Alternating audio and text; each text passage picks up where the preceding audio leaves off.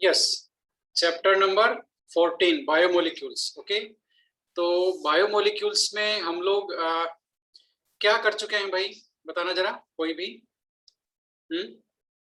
Biomolecules में glucose की हमने कुछ रिएक्शन करवाई और रिएक्शन से, हर रिएक्शन से हमने एक एक कंक्लूजन एस्टैब्लिश किया और फिर सारे कंक्लूजन्स को हमने ऐड कर दिया। ऐड करने से हमें किसकी स्ट्रक्चर मिली? ग्लूकोज की। ग्लूकोज की स्ट्रक्चर में जो नोटिशिएबल पॉइंट थे वो क्या क्या हैं? How many chiral carbons are there? Four chiral carbons are there, right, जिनको मैंने स्टार मार्क किया हुआ है, ये कायरल कार्बन्स हैं।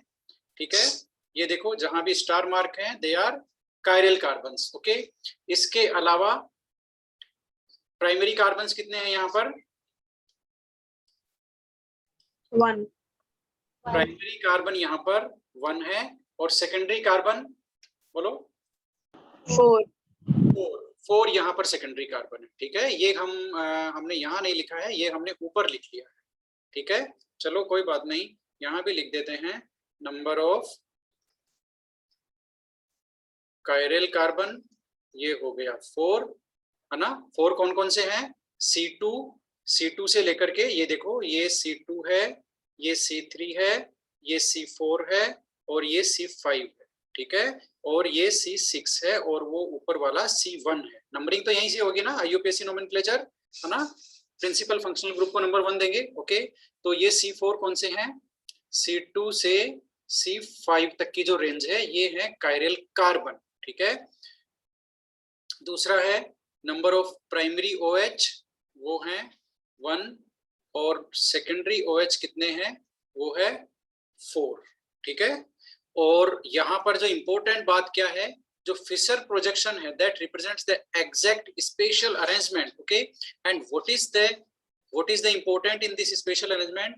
जो C3 है इस पे OH का जो कॉन्फ़िगरेशन है वो बाकी कार्बन्स के OH के कॉन्फ़िगरेशन से इन्वर्टेड है। यस, ये आप नोट करेंगे कि जो C3 है यहाँ पर कुछ ना कुछ गड़बड़ हो रही है। C3 पर जो OH का जो कॉन्फ़िगरेशन है ये देखो, ये इन्वर्टेड पोजीशन में है। ये लो, C3 पे गड़बड़ हो रही है। ड्राइंग भी आप ऐसे ही करेंगे, सबसे पहले एल्डिहाइड, फिर OH राइट साइड में देंगे, उसके अगला C3 वाला OH लेफ्ट साइड में देंगे, फिर सारे OH आपके राइट साइड में रहेंगे। ठीक है, कौन से? C4 और C5 का। C6 वाले OH का कोई मतलब नहीं है, ये तो एकाइरल कार्बन का है, ये कैसे भी लिख सकते हो। हमारा फोकस रहेगा कायरल कार्बन पर OH का अरेंजमेंट क्या है, दैट इज इंपॉर्टेंट, C2 से लेकर के C5 तक।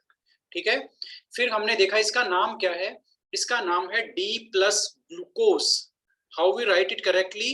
D प्लस ग्लूकोज, D के बाद में डैश, देन प्लस, फिर डैश, फिर ग्लूकोज। ठीक है, अब ये कैपिटल D क्या बताता है और प्लस क्या बताता है? Plus indicates its dextro rotatory nature.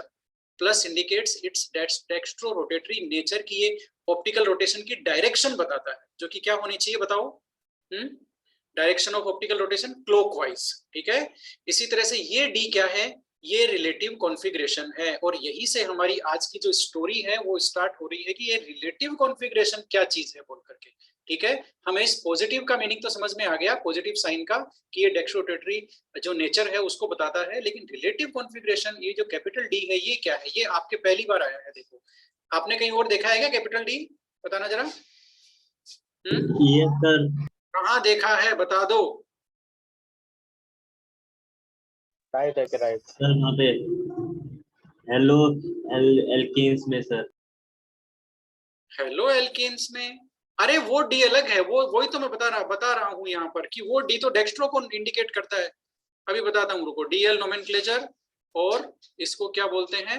Relative configuration. ये DL नोमेनक्लेचर क्या इंडिकेट करता है? क्या इंडिकेट करता है? रिलेटिव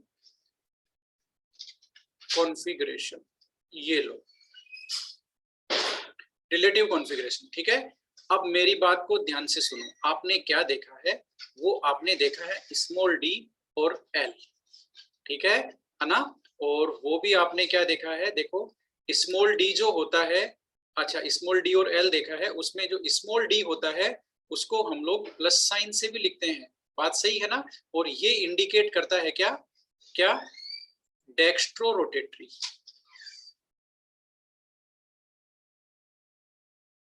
ठीक है। इसी तरह से स्मॉल एल क्या इंडिकेट करता है, और माइनस साइन ये क्या इंडिकेट करता है, लीवो rotatory.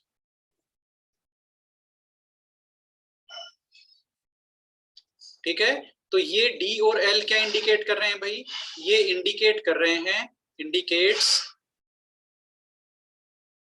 Direction of optical rotation.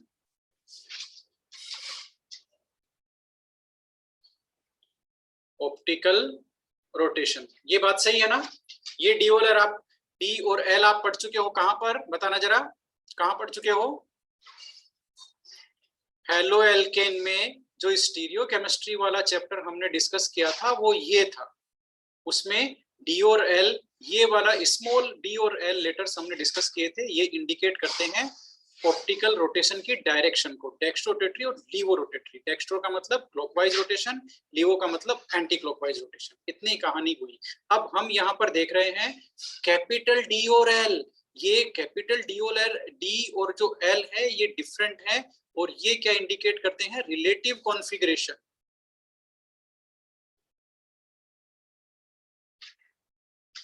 Relative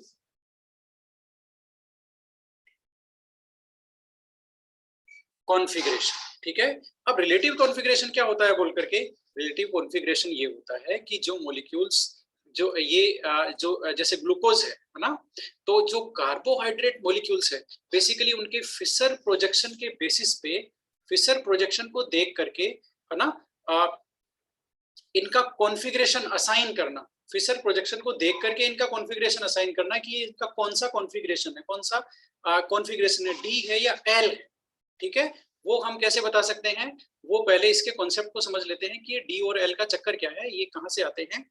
तो और इनको रिलेटिव कॉन्फ़िगरेशन क्यों बोलते हैं, रिलेटिव कॉन्फ़िगरेशन इसलिए बोलते हैं कि यहाँ पर जो कार्बोहाइड्रेट्स है या और भी कोई मॉलिक्यूल्स हैं, ठीक है, स्पेशली हम यहाँ पर कार्बोहाइड्रेट्स का ही लेते हैं कि कार्बोहाइड्रेट्स में, वैसे तो ओवरऑल कॉन्सेप्ट है ये, तो कार्बोहाइड्रेट्स में जो कार्बोहाइड्रेट्स हैं, सुगर्स हैं, है ना, उनको डी और एल टाइप में हम लोग क्लासिफाई कर सकते हैं। कैसे क्लासिफाई करते हैं, और ये रिलेटिव कॉन्फ़िगरेशन इसको क्यों बोलते हैं, क्योंकि एक मॉलिक्यूल है ग्लिसरल्डिहाइड, क्या है, ग्लिसरल्डिहाइड, ग्लिसरल्डिहाइड जो मॉलिक्यूल है उससे कंपैरिजन करके हम लोग कार्बोहाइड्रेट्स को डी और एल टाइप में क्लासिफाई करते हैं कि डी कौन सा है, एल कौन सा है। तो वो ग्लिसरल्डिहाइड का स्ट्रक्चर क्या है वो देख लो। ग्लिसरल्डिहाइड की नेचर में दो फॉर्म एग्जिस्ट करती है, एक तो ये वाली जिसका फिशर प्रोजेक्शन ये है CH2OH और यहाँ पर OH और ये H, ठीक है, ये ग्लिसरल्डिहाइड है। और जो दूसरी फॉर्म है इसकी वो है CHOH OH और ये CH2OH। अब इन दोनों में डिफरेंस क्या है भाई, बताओ जरा, फटाफट बता दो क्या डिफरेंस है। ये रेफरेंस मॉलिक्यूल है, यहाँ पर ग्लिसरल्डिहाइड को रेफरेंस लिया हुआ है। तो ग्लिसरल्डिहाइड की ये जो दोनों फॉर्म एग्जिस्ट करती है, इनमें क्या डिफरेंस है, क्या डिफरेंस नजर आ रहा है।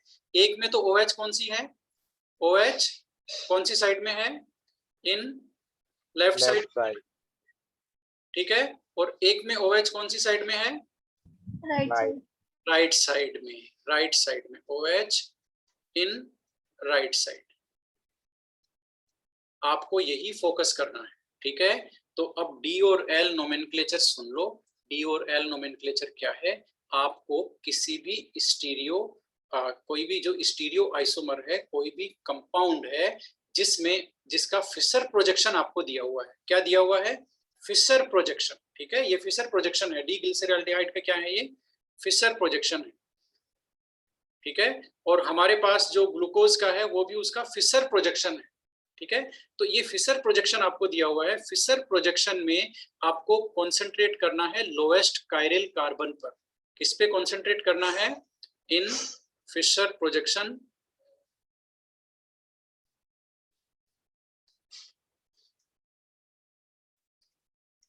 किसको कॉन्सेंट्रेट करना है, लोएस्ट या बॉटम कायरल कार्बन, ठीक है ना, लोएस्ट या फिर हम लोग बॉटम भी लिख सकते हैं, बॉटम कायरल कार्बन। और बॉटम कायरल कार्बन एटम है उसको आपको देखना है, और उस पे कोई भी ग्रुप अदर देन, है ना, if A group other than H is in right side, ये लो भाई, राइट साइड में है तो उसको क्या बोलते हैं बताना जरा, डी फॉर्म, ठीक है।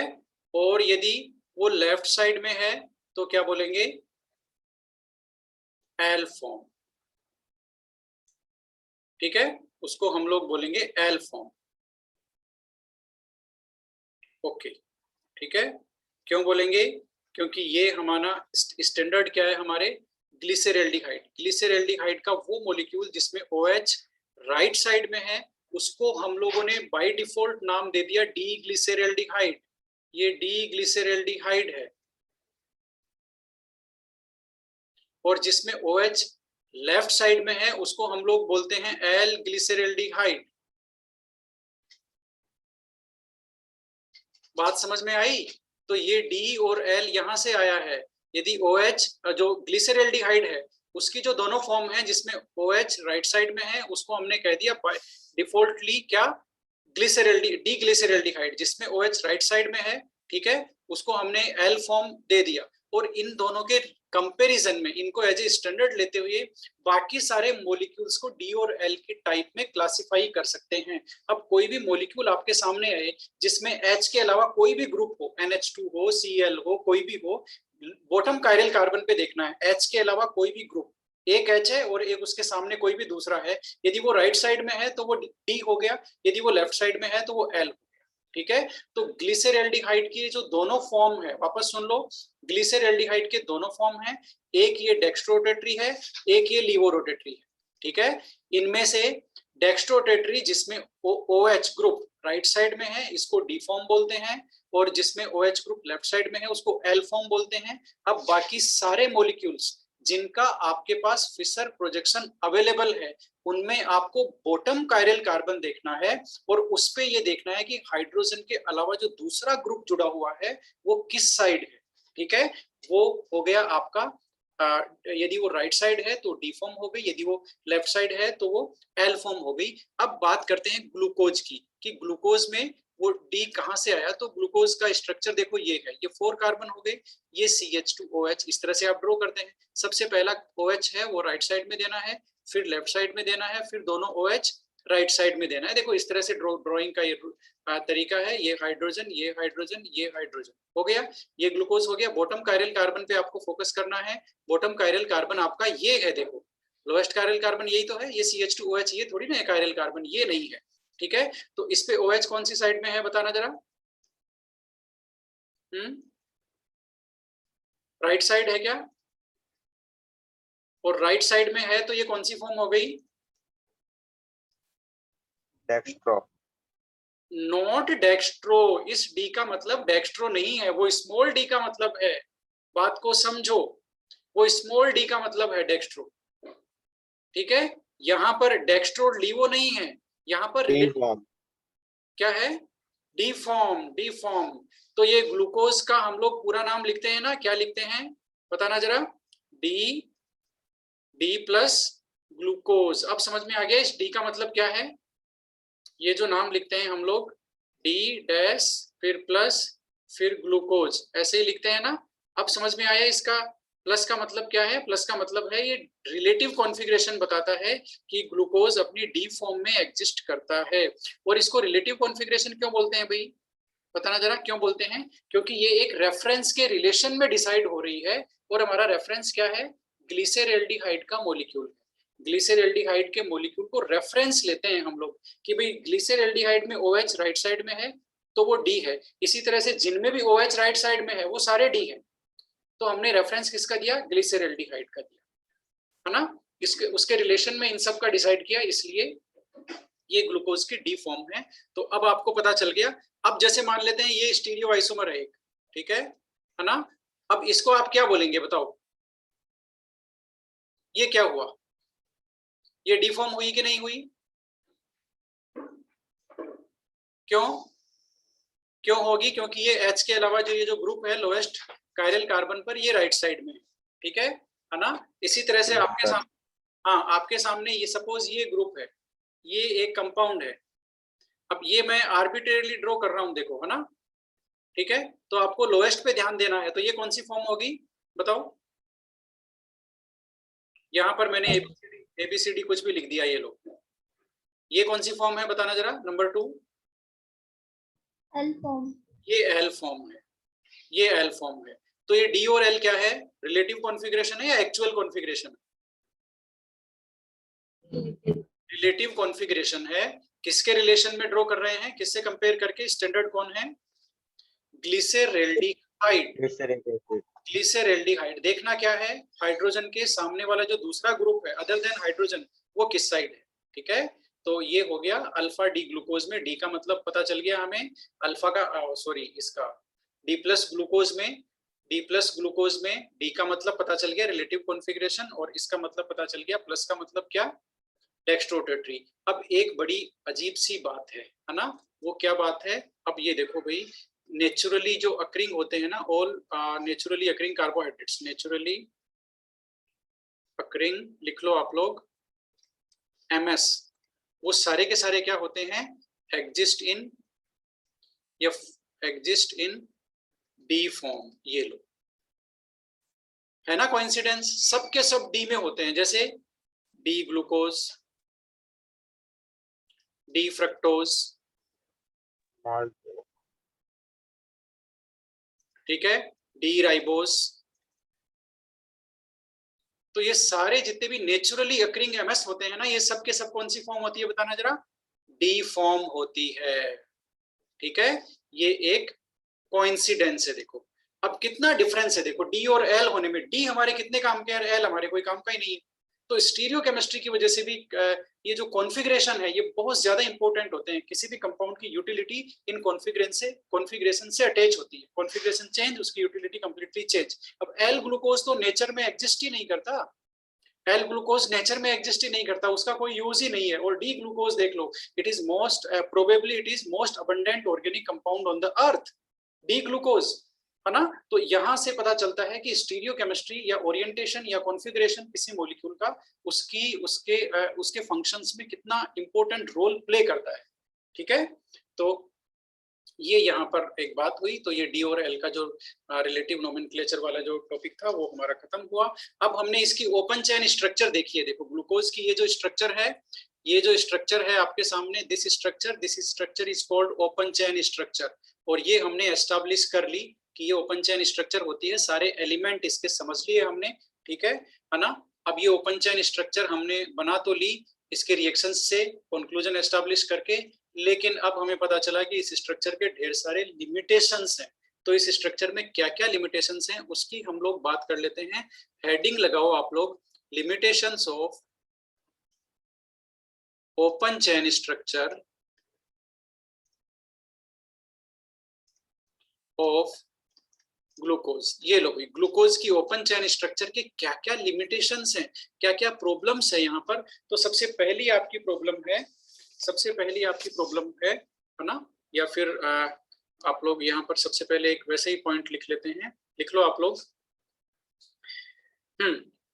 चलो, यानी कि लिमिटेशंस क्या क्या है? ग्लूकोज की ओपन चेन स्ट्रक्चर बहुत सारी रिएक्शंस को एक्सप्लेन नहीं कर पाती है, बहुत सारी प्रॉपर्टीज को एक्सप्लेन नहीं कर पाती है ग्लूकोज की, है ना? ये प्रॉब्लम है। तो वो जो कौन कौन सी ऐसी प्रॉपर्टीज है जिनको ये एक्सप्लेन नहीं कर पाती, वो हम लोग देख लेते हैं। तो सबसे पहली यहाँ पर है कि इसमें CHO ग्रुप है कि नहीं है बताओ? ग्लूकोज में CHO ग्रुप है या नहीं है बताओ? CHO ग्रुप है ना? तो CHO की रिएक्शंस ये देना चाहिए कि नहीं देना चाहिए? CHO की रिएक्शंस ये देना चाहिए कि नहीं देना चाहिए बताओ? देना चाहिए। लेकिन ये बहुत सारी रिएक्शन ऐसी है एल्डिहाइड्स की जो नहीं देता है। आप लोग लिख लो, इवन दो, लिख लो, इवन दो, तो वो DNP टेस्ट नहीं देता। हाँ, इवन दो ग्लूकोज हैज, फटाफट लिखते जाओ, ग्लूकोज हैज CHO ग्रुप, ठीक है? It does not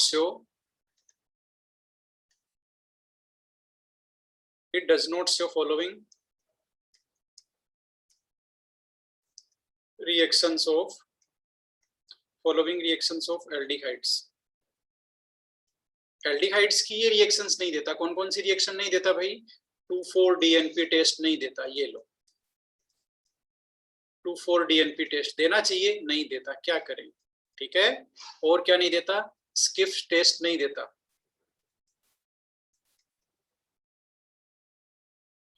है ना? ये नहीं देता, स्किफ टेस्ट नहीं देता। और हाइड्रोक्सिलेमिन के साथ रिएक्शन करना चाहिए क्या? बताओ। ऑक्सिम बनाना चाहिए, बनाता है? वो तो बनाता है। तो फिर और क्या रिएक्शन नहीं करता? देखो, और रिएक्शन ये नहीं करता। तीसरी रिएक्शन कौन सी है? ये सोडियम हाइड्रोजन सल्फाइड होता है ना, NaHSO3, इसका एडिशन कराते हैं ना हम लोग, है ना? तो ये रिएक्शन भी नहीं देता। ठीक है, ठीक है। इसको हम लोग क्या लिख सकते हैं? न्यूक्लियोफिलिक एडिशन रिएक्शन विद, इसको हम लोग इस तरह से लिख सकते हैं, nucleophilic addition reaction with NaHSO3, sodium bisulphite इसका नाम है, sodium hydrogen sulphide and NH3। ये लो भाई, अमोनिया से और इससे न्यूक्लियोफिलिक एडिशन रिएक्शन ही नहीं देता, जो कि उसकी कैरेक्टरिस्टिक है। किसकी कैरेक्टरिस्टिक है बताना जरा? कार्बोनिल कंपाउंड्स की। तो यदि उसमें एल्डिहाइड फंक्शनल ग्रुप सच में ही है और वो फ्री है, तो ये रिएक्शन भी देना चाहिए ना। ये रिएक्शन क्यों नहीं दे रहा? ठीक है, ये तो हुई एक बात। अब अगला पॉइंट लेते हैं जिसको ये फॉलो नहीं कर रहा, लिखते जाओ। The penta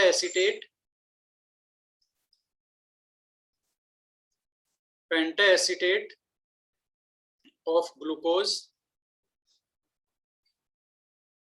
the pentacetate of glucose does not react with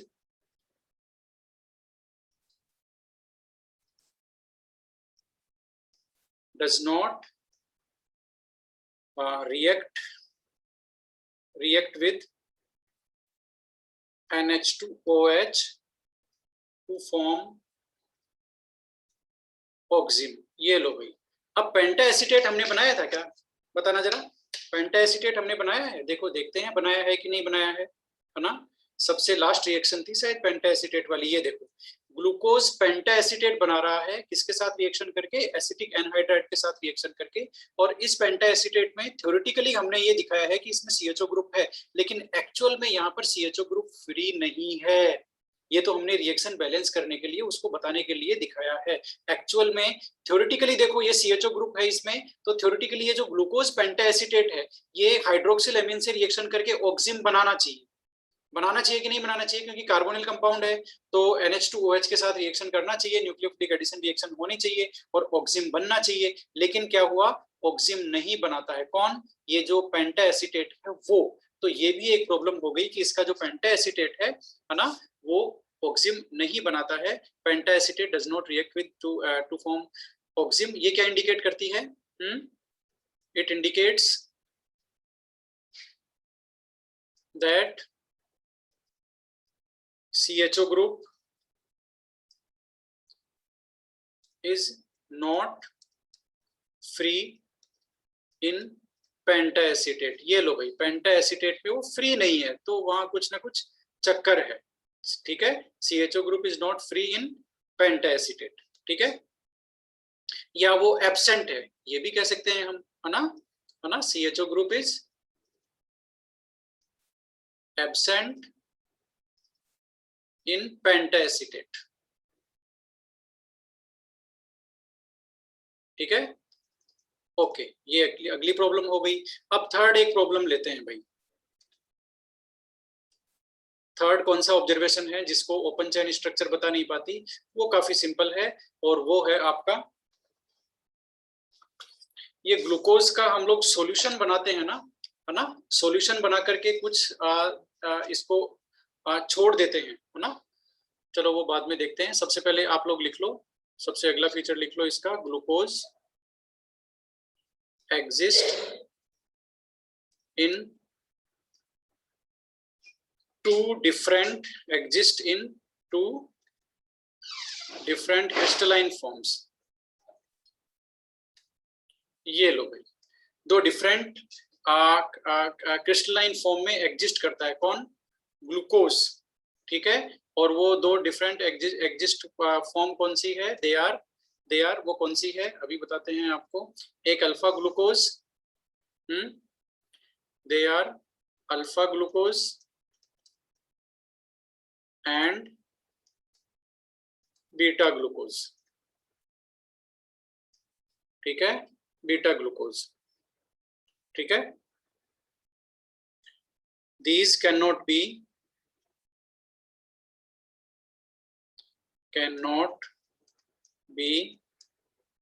explained by, ठीक है, ओपन चेन स्ट्रक्चर। ये लोग हैं, ओपन चेन स्ट्रक्चर से ये पॉसिबल नहीं है। ओपन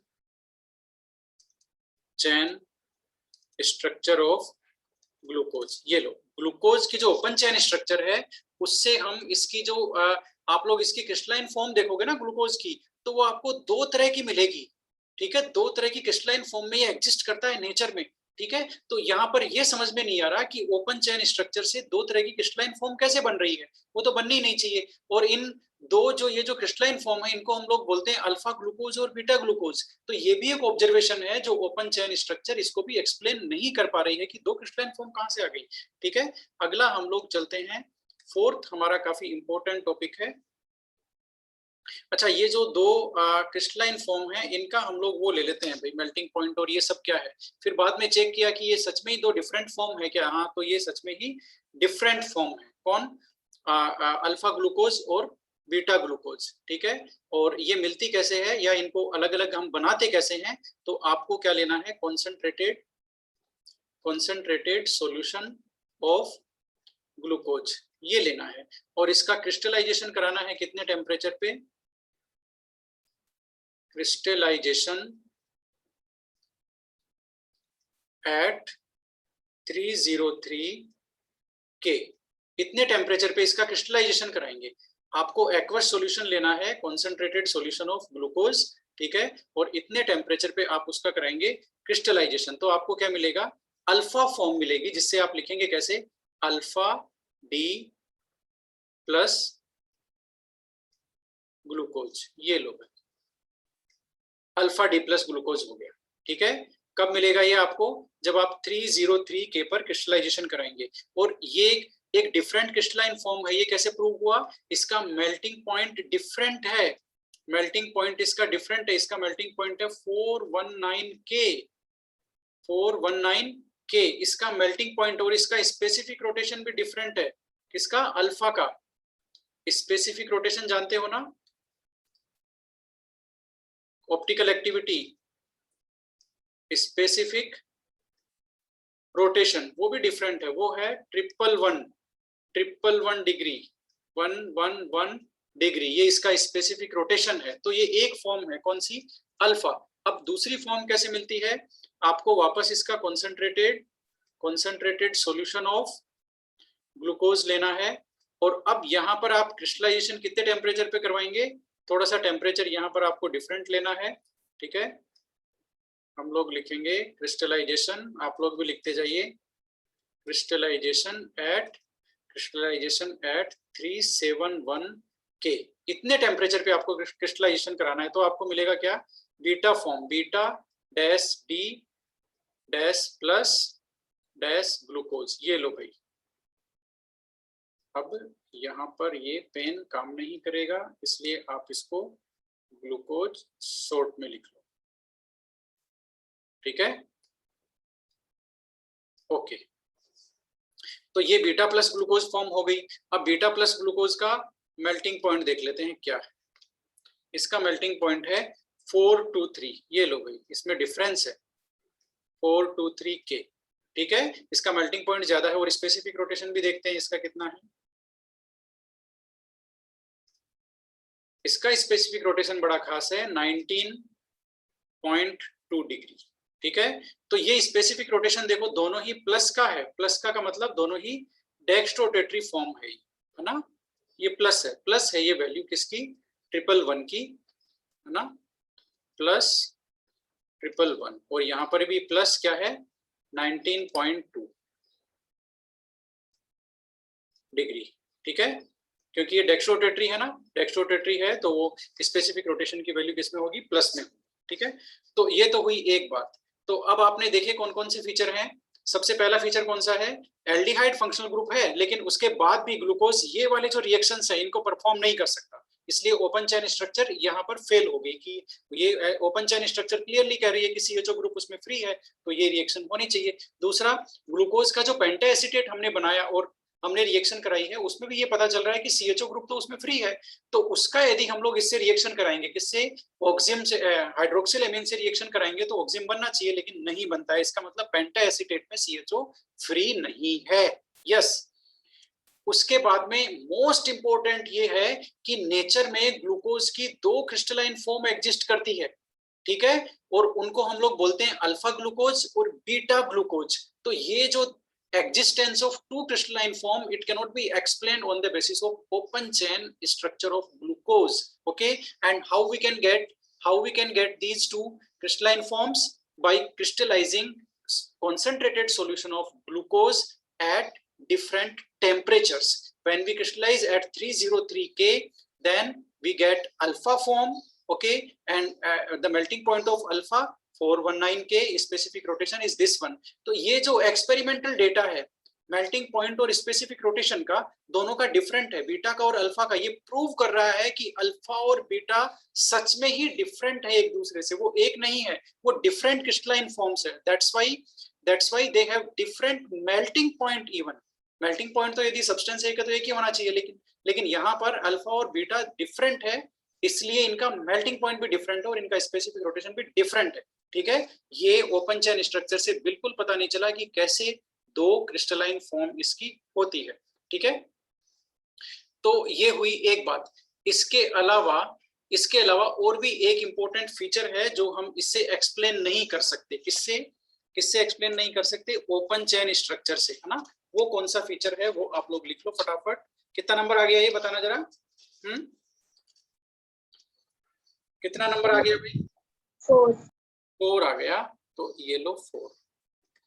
ठीक है, 4 आप लिख लो, 4 आप लिख लो। Glucose forms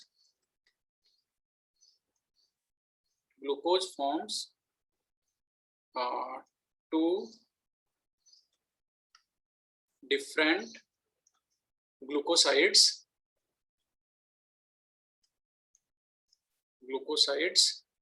by reaction with CH3OH। ये लो, मीथेनॉल से रिएक्शन करके 2 डिफरेंट ग्लूकोसाइड भी बनाता है। ये एग्जिस्टेंस है ना, ये ग्लूकोसाइड्स है ना, आइसोमेरिक, 2 डिफरेंट आइसोमेरिक और जोड़ सकते हैं। ये लो, 2 डिफरेंट आइसोमेरिक ग्लूकोसाइड्स बनाता है ग्लूकोज। ये रिएक्शन ये साफ प्रूव कर रही है कि यहाँ पर 2 फॉर्म एग्जिस्ट करती है। ठीक है, 2 फॉर्म एग्जिस्ट करती है, और ये काफी ज्यादा इंपॉर्टेंट कंक्लूजन यहाँ से निकलने वाले हैं। तो सबसे पहला तो हम ये देखते हैं कि ये रिएक्शन है क्या। ये आपकी जानी पहचानी रिएक्शन है।